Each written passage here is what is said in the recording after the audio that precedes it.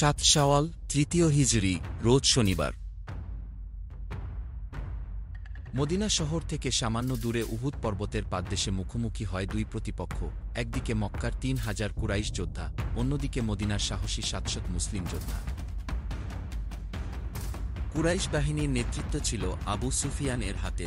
বদরের যুদ্ধে আবু জাহেল সহ প্রবীণ নেতাদের মৃত্যুর পর কুরাইশদের নেতৃত্বের দায়িত্ব গ্রহণ করেন আবু সুফিয়ান। উহুদের যুদ্ধে নিজের সহকারী কমান্ডার হিসেবে আবু সুফিয়ান বেছে নেন কুরাইশদের মধ্যে দুইজন শ্রেষ্ঠ যোদ্ধাকে। গোত্রের বৃদ্ধ ও প্রবীণ ব্যক্তিদের যুদ্ধের দায়িত্বে দেওয়ার পক্ষে ছিলেন না তিনি। যেই কাজ করে বদরে নির্মম এবং লজ্জাজনক পরাজয়ের মুখ দেখেছিল আবু জাহেল, আবু সুফিয়ান বরং তার বাহিনীকে সজ্জিত করেছিলেন তরুণ সাহসী ও শক্তিশালী যুবকদের নেতৃত্বে।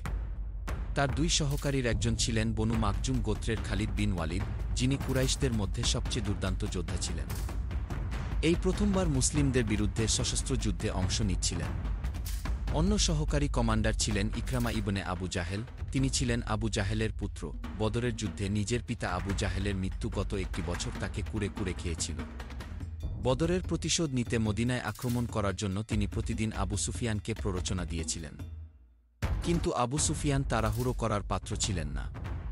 তিনি সম্পূর্ণ প্রস্তুতি সম্পন্ন করে মদিনায় হামলা করতে রওনা হয়েছিলেন।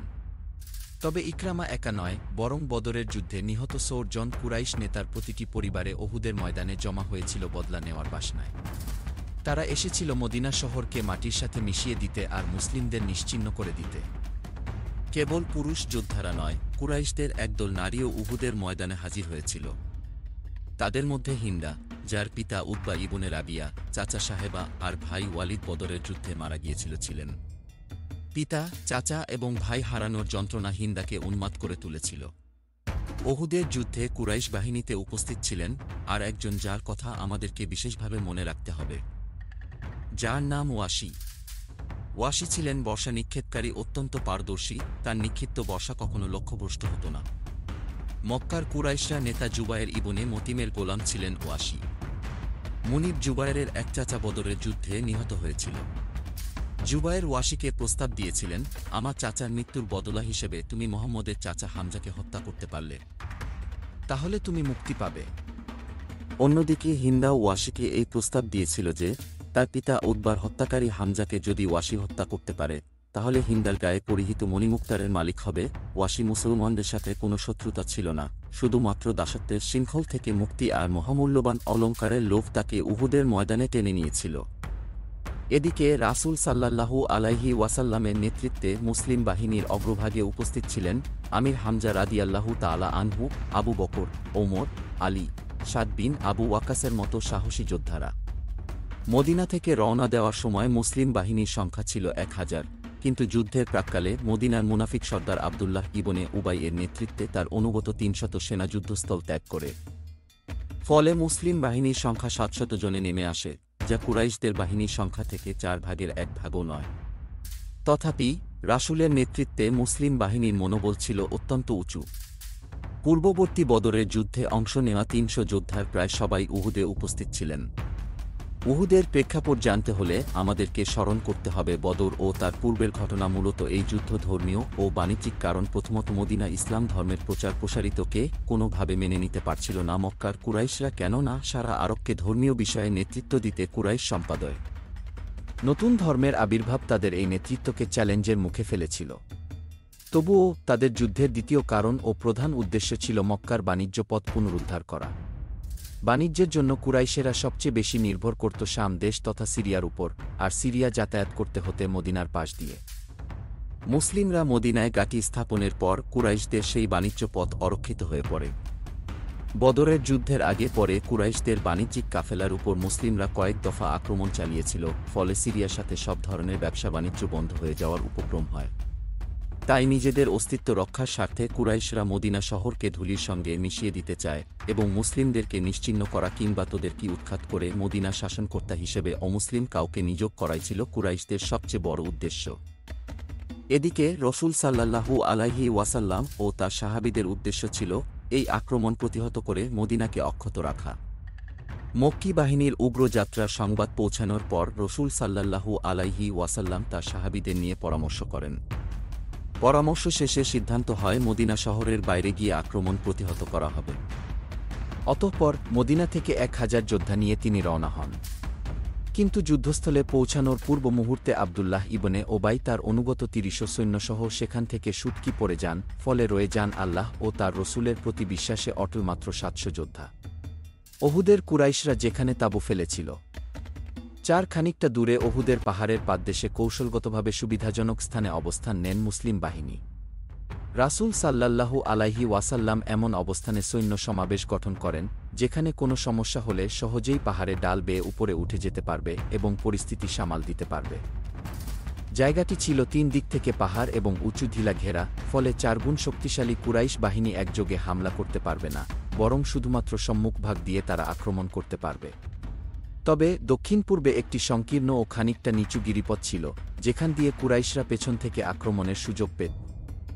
তাই রাসূল সাল্লাল্লাহু আলাইহি ওয়াসাল্লাম সেখানে আউস গোত্রের আবদুল্লাহ ইবনে জুবায়ের আনসারীর নেতৃত্বে ৫০ জনের একটি তীরন্দাজ দলকে নিযুক্ত করেন, যা বর্তমানে জাবালুর রুমাত বা তীরন্দাজদের পাহাড় নামে পরিচিত। ৫০ জনের এই তীরন্দাজ বাহিনীর প্রতি নির্দেশ ছিল, যুদ্ধের পরিস্থিতি যাই হোক না কেন তারা যেন এই স্থান ত্যাগ না করে। রাসূল সাল্লাল্লাহু আলাইহি ওয়াসাল্লাম তাদেরকে বলেন, এমনকি তোমরা যদি দেখো আমাদের মৃত লাশে পক্ষীকুল ছো মারে, তথাপি আমি তোমাদের কাছে কাউকে না পাঠানো পর্যন্ত তোমরা ওই স্থান ছেড়ে আসবে না। যদি তোমরা দেখো তাদেরকে পরাজিত করেছি এবং তাদেরকে পদদলিত করেছি, তথাপি তোমরা ওই স্থান ছেড়ে আসবে না, যতক্ষণ না আমি তোমাদের কাছে কাউকে পাঠাই। রাসূলের এই বক্তব্য থেকে উপলব্ধি করা যায় ওহুদের যুদ্ধে জাবালুর রুমাত কৌশলগতভাবে মুসলিমদের জন্য কতটা গুরুত্ব ছিল। সকল প্রস্তুতি সম্পন্ন করে ৩য় হিজরে ৭ শাওয়াল শনিবার সকালে যুদ্ধ শুরু হয়। রীতি অনুযায়ী কুরাইশ বাহিনীর পতাকাবাহী এবং তাদের সেরা বীরদের অন্যতম তালহা ইবনে আবু তালহা এগিয়ে আসে এবং দৈহিত যুদ্ধের আহ্বান জানায়। মুসলিম বাহিনীর বাম বাহুর প্রধান জুবায়ের ইবনে আওয়াল রাদিয়াল্লাহু তাআলা আনহু তার চ্যালেঞ্জ গ্রহণ করে এগিয়ে যান এবং সিংহের মতো তাকে হত্যা করেন। এরপর একে একে আরও ১০ থেকে ১২ জন কুরাইশ যোদ্ধা এগিয়ে আসে এবং তাদের প্রত্যেকের মৃত্যু হয় দৈহিত যুদ্ধে। দৈহিত যুদ্ধে মুসলিমদের এই একতরফা জয় কাফের শিবিরে আতঙ্ক ছড়িয়ে দেয়। অন্যদিকে রাসূল সাল্লাল্লাহু আলাইহি ওয়াসাল্লাম ও তার সাহাবীরা তাকবীর ধ্বনি দিয়ে বিজয় উদযাপন করতে থাকে। অতঃপর আবু সুফিয়ান তার বাহিনীকে একযোগে হামলা করার নির্দেশ দেয়। ৩,০০০ মুশরিক পঙ্গপালের মতো ছুটে আসে, তবে তাদের এই সর্বাত্মক হামলা সফলতার সাথে রুখে দেয় মুসলিম বাহিনী। প্রথমত, মুসলিম তীরন্দাজদের নিক্ষেপকৃত তীর জীবন কেড়ে নিয়ে সম্মুখ সারির কুরাইশদের অপ্রস্তুত কুরাইশেরা এই ছটিকা তীর বৃষ্টিতে হতভম্ব হয়ে পড়ে, আর তাদের বিস্ময়ের ঘোর কাটার আগে পাল্টা আঘাত করে বসে মুসলিম বাহিনী। প্রথম আঘাতেই কুরাইশদের লাশ পড়তে শুরু করে। এরপর পালাতে শুরু করে মুশরিক বাহিনী। মুসলিমরা তাদের তাড়া করতে থাকে এবং অগ্রসর হতে হতে কুরাইশদের তাঁবু পর্যন্ত পৌঁছে যায়। এদিকে প্রাণ বাঁচাতে কুরাইশরা তাঁবু ফেলে বেশ দূরে চলে যায়। যুদ্ধের এই সময় পর্যন্ত সবকিছু ছিল মুসলিম বাহিনীর অনুকূলে। তারা বিজয়ী উদযাপন করতে শুরু করে দেয়।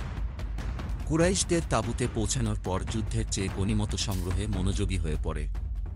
কমান্ডাররা তাদের মনোযোগ আকর্ষণের চেষ্টা করেন, কিন্তু সাধারণ যোদ্ধাদের যুদ্ধের মেজাজে ফিরিয়ে আনতে ব্যর্থ হন। এদিকে জাবালুর রুমাত নিয়োগকৃত তীরন্দাজদের দৃষ্টি চলে যায় গনিমত সংগ্রহের দিকে। তারা ধরে নেয় যুদ্ধ শেষ হয়ে গেছে। কমান্ডার আবদুল্লাহ ইবনে জুবায়ের রাদিয়াল্লাহু তাআলা আনহুর শত বারণ সত্ত্বেও তাদের অধিকাংশ সেখান থেকে নেমে আসেন এবং গনিমত সংগ্রহে ব্যস্ত হয়ে পড়েন। কমান্ডার সহ মাত্র ১০ জনের একটি ছোট্ট দল সেখানে থেকে যান। গনিমত সংগ্রহের ব্যস্ত মুসলিম তীরন্দাজদের যোগদান দৃষ্টি এড়ায়নি কুরাইশদের অশাহী বাহিনীর প্রধান খালিদ ইবনে ওয়ালিদ। খালিদ ছিলেন সুযোগ সন্ধানী এবং অত্যন্ত ক্ষিপ্ত। তিনি যখন দেখলেন জাবালুর রুমাত অরক্ষিত অবস্থায় পড়ে আছে, তিনি এক মুহূর্ত সময় নষ্ট না করে তার দ্রুত দ্রাববান বাহিনী নিয়ে সেখানে ছুটে যান। অতঃপর সংকীর্ণ গিরিপথ পার হয়ে তিনি পিছন থেকে মুসলিমদের উপর হামলা করে। এ সময় তাকে বাধা দিতে গিয়ে জাবালুর রুমাত অবস্থানরত তীরন্দাজদের প্রত্যেকে শহীদ হয়ে যান। গনিমত সংগ্রহে ব্যস্ত মুসলিমরা পিছন থেকে দ্রুতগামী অশ্বারোহী বাহিনীর এই হামলার জন্য মোটেও প্রস্তুত ছিলেন না। তারা অতর্কিত হামলায় দিকবেদিক জ্ঞান হারিয়ে ফেলেন। তারা একক কোনো কমান্ড ছাড়া বিচ্ছিন্নভাবে যুদ্ধ করতে থাকেন। এদিকের কুরাইশদের যে দলটি পালিয়ে গিয়েছিল তারা হঠাৎ পরিস্থিতির পরিবর্তন লক্ষ্য করে। অতঃপর তারা রুখে দাঁড়ায় এবং পাল্টা আক্রমণ চালায়। দুই দিক থেকে কোলঠাসা হয়ে পড়ে মুসলিম বাহিনী। শুরু হয় মহাপরীক্ষা, নেমে আসে মহাবিপর্যয়। কেউ কেউ পরিস্থিতির ভয়াবহতা সামাল দিতে না পেরে যুদ্ধস্থল ছেড়ে পাহাড়ে আশ্রয় নিতে শুরু করে। এদিকে রসুলে পাক রাসূল সাল্লাল্লাহু আলাইহি ওয়াসাল্লাম যুদ্ধের ময়দানে এ সময় তার সঙ্গে ছিলেন তার ব্যক্তিগত সুরক্ষায় নিয়োজিত একটি দল, যার সৈন্য সংখ্যা ছিল মাত্র ৯ জন। আক্রমণকারী কুরাইশদের একটি দল রাসূল সাল্লাল্লাহু আলাইহি সাল্লামকে দেখতে পায় এবং তার খুব নিকটে পৌঁছে যায়। উপস্থিত ৯ জন সাহাবীর ৭ জন শহীদ হয়ে যান রাসূল সাল্লাল্লাহু আলাইহি সাল্লামকে কুরাইশদের অঘাত থেকে রক্ষা করতে গিয়ে। শুধুমাত্র সাদ বিন আবু ওকাস এবং তালহা বিন ওবায়দুল্লাহ রাদিয়াল্লাহু তাআলা আনহু অতুলনীয় বীরত্বের কারণে কাফেররা তাদের দুজনকে কাবু করতে পারে না। কিন্তু ২ জন সাহাবীর পক্ষে সম্ভব ছিল না আসলে পাক সাল্লাল্লাহু আলাইহি সাল্লামকে সম্পূর্ণ অক্ষত রাখতে, বিশেষ করে যখন কাফেররা তাদের সর্বশক্তি নিয়োগ করে রাসূল সাল্লাল্লাহু আলাইহি সাল্লামকে হত্যা করার জন্য। প্রথমে সাদ বিন আবু ওকাসের ভাই উতবা বিন আবু ওকাস রাসূল সাল্লাল্লাহু আলাইহি সাল্লামের মুখমণ্ডল লক্ষ্য করে সজোরে পাথর নিক্ষেপ করে। এতে রাসূল সাল্লাল্লাহু আলাইহি সাল্লামের ডান দিকের নিচের রুবাই দাঁতটি ভেঙে যায় এবং নিচের ঠোঁট থেতলে যায়। এরপর আব্দুল্লাহ ইবন শিহাব জোহরি এগিয়ে এসে রাসূলের ললাটে তরবারি দিয়ে আঘাত করে এবং সেখানে গুরুতর জখম তৈরি করে। অতঃপর আব্দুল্লাহ বিন কামিয়া নামে আরেকজন অশ্বারোহী রাসূল সাল্লাল্লাহু আলাইহি সাল্লামকে পরপর ২ বার তরবারি দিয়ে আঘাত করে। দ্বিতীয় আঘাতটি ছিল শীর্ষানের উপর। আঘাতটি এতটাই প্রচণ্ড ছিল যে শীর্ষানের ২টি আংটা রাসূল সাল্লাল্লাহু আলাইহি সাল্লামের চোখের নিচের দিকে হাড়ের মধ্যে ঢুকে যায়। এভাবে একের পর এক আঘাতে রাসূল পাক সাল্লাল্লাহু আলাইহি সাল্লামের পবিত্র দেহ ক্ষতবিক্ষত হয়ে ওঠে। এক পর্যায়ে তিনি একটি গর্তের মধ্যে পড়ে যান। এরই মধ্যে কুরাইশদের কেউ বলতে থাকে নবী মুহাম্মদ সাল্লাল্লাহু আলাইহি সাল্লাম মারা গিয়েছেন। রাসূল সাল্লাল্লাহু আলাইহি সাল্লামের এই মৃত্যুর খবরে কুরাইশরা খুশিতে আত্মহারা হয়ে পড়ে। অন্যদিকে সাহাবীরা নিজেদের প্রাণের মায়া ত্যাগ করে যুদ্ধ করতে থাকেন। তাদের মধ্যে কেউ কেউ বলেন, যেখানে আল্লাহর নবী বেছে নেয় সেখানে আমাদের বেঁচে থেকে আর কি হবে। উহুদের ময়দানে সৃষ্টি হয়ে এক ভয়ানক পরিস্থিতি। তবে শীঘ্রই সাহাবীরা আবিষ্কার করেন রাসূল সাল্লাল্লাহু আলাইহি সাল্লাম শহীদ হয়নি। তারা গর্তের মধ্যে পড়ে থাকা আল্লাহর নবীকে কাঁধে তুলে নেন এবং কোনো রকম পাহাড় ধরে উপরে উঠতে থাকেন।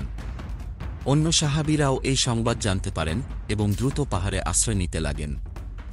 মুসলিমদের এই যুদ্ধক্ষেত্রে ত্যাগের মাধ্যমে শেষ হয়ে যায় উহুদের যুদ্ধ। কুরাইশ বাহিনী মুসলিমদের অনেক ক্ষতি করলেও পাহাড় বেয়ে মুসলিমদের দাওয়া করার মতো শক্তি তাদের অবশিষ্ট ছিল না। উহুদের যুদ্ধে রাসূলের দ্বন্দ্ব মোবারক শহীদ হওয়া সহ অনেক হৃদয়বিদারক ঘটনা ঘটে, কিন্তু সবচেয়ে কঠিন ছিল রাসূলের প্রিয় চাচা আমির হামজা রাদিয়াল্লাহু তাআলা আনহুর শাহাদাতের ঘটনা। মৃত্যুর আগে আমির হামজা রাদিয়াল্লাহু তাআলা আনহু উহুদের যুদ্ধে যে বীরত্বের পরিচয় দিয়েছিলেন তা ইতিহাসে এক অনন্য নজির হয়ে রয়ে গেছে। বলা হয়ে থাকে তিনি একাই কুরাইশের ৩০ জনকে হত্যা করেছেন। তিনি প্রতিপক্ষকে একেবারে মধ্যভাগে প্রবেশ করেন এবং সিংহের মতো থাবা বসাতে থাকেন। তার অস্ত্র চালনার সামনে শত্রুপক্ষের কেউ টিকতে না পেরে ছত্রভঙ্গ হয়ে পড়ে। কিন্তু আল্লাহর এই সিংহকে কাপুরুষের মতো দূর থেকে বর্ষা নিক্ষেপ করে হত্যা করা হয়। আর এই ঘৃণিত কাজটি করেছিলেন সে হাকসিকৃত দাগুয়াসি, যার কথা আমরা শুরুতে বলেছি। সে তার মিশন বাস্তবায়ন করার জন্য শুরু থেকে হামজা রাদিয়াল্লাহু তাআলা আনহুর পিছনে লেগেছিল। যুদ্ধ যখন তুঙ্গে তখন সুযোগ বুঝে বর্ষা ছুঁড়ে মারেন ওয়াসি। বর্ষাটি হামজা রাদিয়াল্লাহু তাআলা আনহুর নাভির নিচে বিদ্ধ হয়। হামজা রাদিয়াল্লাহু তাআলা আনহু আহত বাঘের মতো ওয়াসির দিকে এগিয়ে যান, কিন্তু কয়েক কদম এগিয়ে তিনি মাটিতে লুটিয়ে পড়েন এবং কিছুক্ষণের মধ্যে তিনি শাহাদাতের কোলে ঢলে পড়েন। যুদ্ধ শেষে আবু সুফিয়ান এর স্ত্রী হিন্দা চাকু নিয়ে ঘুরে বেড়াচ্ছিল আর নিহত সাহাবীদের নাককান কেটে মালা বানাচ্ছিল। হামজা রাদিয়াল্লাহু তাআলা আনহুর কাছে পৌঁছে এ ভয়ানক রমণী পিশাচিনার রূপ ধারণ করে। সে হামজার বুক কেটে কলিজা বের করে। সেই কলিজা চিবিয়ে নিজের বিক্ষুব্ধ আত্মাকে শান্ত করে। এর মাধ্যমে সে বদরের যুদ্ধে হামজা রাদিয়াল্লাহু তাআলা আনহুর হাতে নিজের পিতা এবং চাচার মৃত্যুর বদলা নেয়। মুসলিম এবং কুরাইশদের দীর্ঘসূত্রের ফলে ইতিহাসে এতটা নির্মম ঘটনা এর আগে বা পরে কখনো ঘটেনি। যুদ্ধ শেষে সাহাবীদের নিয়ে যখন রাসূল সাল্লাল্লাহু আলাইহি সাল্লাম উহুদের পাহাড়ে আশ্রয় নেন, তখন আবু সুফিয়ান এবং তার বাহিনী পাহাড়ের পাদদেশে এগিয়ে যায়। এ সময় কুরাইশরা উৎসবে মেতে ওঠে এবং তারা এটাকে বদরের প্রতিশোধ হিসেবে অভিহিত করে। অতঃপর তারা রওনা হয়ে যায় মক্কার উদ্দেশ্যে। কুরাইশরা মূলত এসেছিলেন রাসূল এবং তার সাহাবীদেরকে নির্মূল করতে এবং মদিনা শহর ধ্বংস করতে। উহুদের যুদ্ধে তারা মুসলিমদের ব্যাপক ক্ষয়ক্ষতি করেছিল, এটা সত্য, কিন্তু যে উদ্দেশ্যে তারা মক্কা থেকে বের হয়েছিল তা সফল করতে পারেনি। একদিনের যুদ্ধে দুই পক্ষের মধ্যে এত সম্মুখে লড়াই হয়েছিল যে দ্বিতীয় দিন পুনরায় যুদ্ধে জড়ানোর মতো শক্তি কোনো পক্ষের সেনাদের মধ্যে অবশিষ্ট ছিল না। তাই যুদ্ধ অমীমাংসিত রেখে মক্কার উদ্দেশ্যে রওনা হয়ে যায় কুরাইশরা। উহুদের যুদ্ধে মুসলিম বাহিনীর নিহতের সংখ্যা ছিল 7 জন, অন্যদিকে 30 থেকে 40 জন কুরাইশ এই যুদ্ধে নিহত হয়েছিল। রাসূলুল্লাহ সাল্লাল্লাহু আলাইহি সাল্লাম তার নবুত জীবনে শেষ 10 বছর যে কয়টি যুদ্ধ করেছেন তার মধ্যে উহুদ ছিল সবচেয়ে রক্তক্ষয়ী যুদ্ধ। এই যুদ্ধে মুসলিম বাহিনীকে এত বেশি ক্ষয়ক্ষতির মুখোমুখি হতে হয়েছিল যা অন্য কোনো যুদ্ধে ঘটেনি। উহুদের এই বিপর্যয় মুসলিমদের জন্য একটি বড় শিক্ষা ছিল। আল্লাহর নবীর একটি নির্দেশ অমান্য করার চরম মূল্য দিতে হয়েছিল সাহাবীদেরকে। এই ঘটনার মধ্য দিয়ে তারা উপলব্ধি করতে পারেন, আল্লাহ এবং তার নবীর আনুগত্য লঙ্ঘন করলে ইসলামের জন্য সর্বস্ব কুরবানি দেওয়ার পরও তারা আল্লাহর সাহায্য থেকে বঞ্চিত হবেন। বদরের যুদ্ধে আল্লাহ তাআলা প্রত্যক্ষ সাহায্য পেয়ে যে বিজয় অর্জন করেছিলেন তা অনেকটাই পিকে হয়ে গিয়েছিল উহুদের ঘটনার মাধ্যমে। এর একমাত্র কারণ ছিল আল্লাহর নবীর একটি মাত্র আদেশের লঙ্ঘন। এই ঘটনা থেকে শিক্ষা নিয়ে রাসূলের জীবন দশায় শেষ আর কোনো যুদ্ধে তার কোনো নির্দেশ অমান্য করেনি সাহাবীরা। ফলে উহুদের মতো বিপর্যয় আর কোনোদিন তাদের দেখতে হয়নি। উহুদ ছিল এমন এক যুদ্ধ যেখানে মুসলিমদের মনোবল ভেঙে দেওয়ার জন্য নানা দিক থেকে নানা রকম ষড়যন্ত্র হয়েছিল। প্রথমত মক্কার 3000 বিশাল কাফের সেনার বিপক্ষে মুসলিম বাহিনীর ছিলেন মাত্র 1000 যোদ্ধা। অতঃপর যুদ্ধের ঠিক আগ মুহূর্তে সেই 1000 যোদ্ধার মধ্যে মুনাফিকদের একটি দল পালিয়ে যায়। যুদ্ধের ঠিক আগ মুহূর্তে তারা পালিয়ে গিয়ে মুসলিমদের মনোবল ভেঙে দিতে চেয়েছিল। কিন্তু আল্লাহর উপর ভরসা করা সত্যিকারের মুমিন বান্দারা এই ঘটনায় একটুও বিচলিত হয়নি। এরপর তীরন্দাজদের ভুলে যুদ্ধকালেও নেমে আসে ব্যাপক বিপর্যয়, কিন্তু জানবাজ মুসলিম যোদ্ধারা নিজেদের শেষ রক্তবিন্দু পর্যন্ত লড়াই করেছেন। তাদের এই দৃঢ়তার সামনে একসময় ক্লান্ত হয়ে পড়ে মুশরিক বাহিনী। অবশেষে তারা মদিনা বিজয়ের আশা ছেড়ে দিয়ে ফিরে যেতে বাধ্য হয়। তারা উপলব্ধি করতে পারে মদিনা জয় করার জন্য কুরাইশদের একা শক্তি যথেষ্ট নয়। যে কারণে দীর্ঘ 2 বছর মদিনায় হামলা করার সাহস হয়নি কুরাইশদের। 2 বছর পর খন্দকের যুদ্ধের বছরে সারা আরবের 10,000 সেনা একত্রিত করে তারা মদিনায় হামলা করার সাহস পায়। কিন্তু আল্লাহ তাআলার ইচ্ছায় এই 2 বছরে মদিনা মুসলিমদের শক্তি বৃদ্ধি পায়। এরকম বিভিন্ন কন্টেন্ট পেতে আমাদের চ্যানেলটি সাবস্ক্রাইব করে দিন আর পাশে থেকে বেল আইকনটি ক্লিক করুন।